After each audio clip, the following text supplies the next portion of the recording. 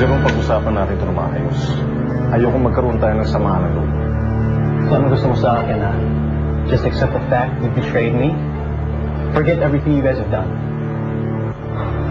We have our reasons. Besides, kumpanya namin sa alanganing posisyon ngayon. So, Ralph, our family has done everything for you. Alam mo yan? I'm sorry, Jerome. The truth is, si Clarice ang dahilan kung bakit nawala ng tiwala sa'yo. Ay, there you go.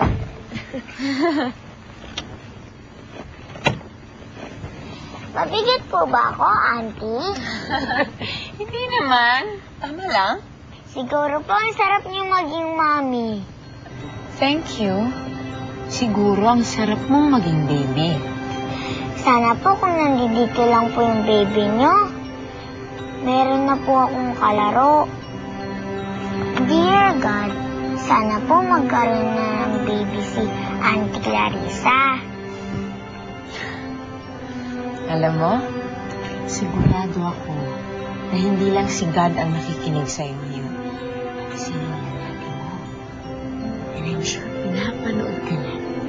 Sabi ni Nanay, nasa heaven na daw si Lola Nakti. It's true. Kita mo yung mga yun? Alam mo yung mga bituin? Isa na siya dyan sa mga bituin na yan. Sige po, magti-thank you na lang po ako kay Lola Nati kasi binigay niya po kayo sa akin ni Nanay. Alam mo, siguro, kung buhay ang lola natin mo, mahal na mahal mo siya. At siguradong mahal na mahal ka rin niya.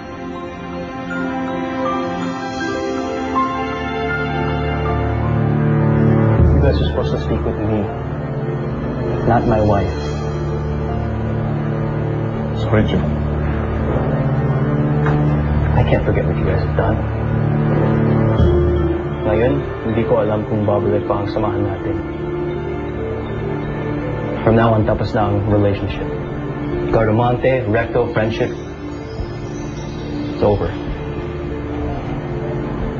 Jerome.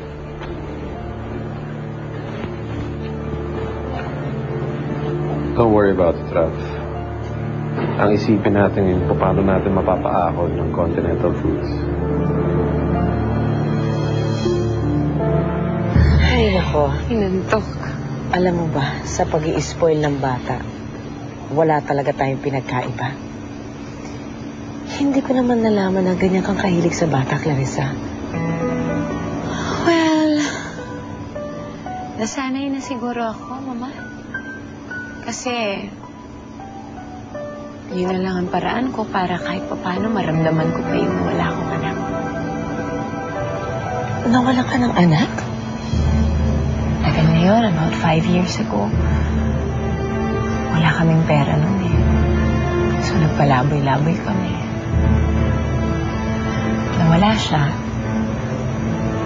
I even tried to ask help from Ate Nancy. Yung panahon na pumunta ka sa mansyon? Simula nung hindi ko na nakita ulit ang anak ko. I'm so sorry. Sana matulungan pa kita noon. Imbis na ipagtabuyan ka pa namin. Ma'am, dapat mag-sorry. Ako maraming pagkukulang. May babalik ko lang sana ang panahon. Sana tagal na kitang napatawan. Kung may babalik ko lang sana lahat. Sana minahal ko lahat ng mga taong nagmahal sa akin. And hindi sana nawala ang anak ko.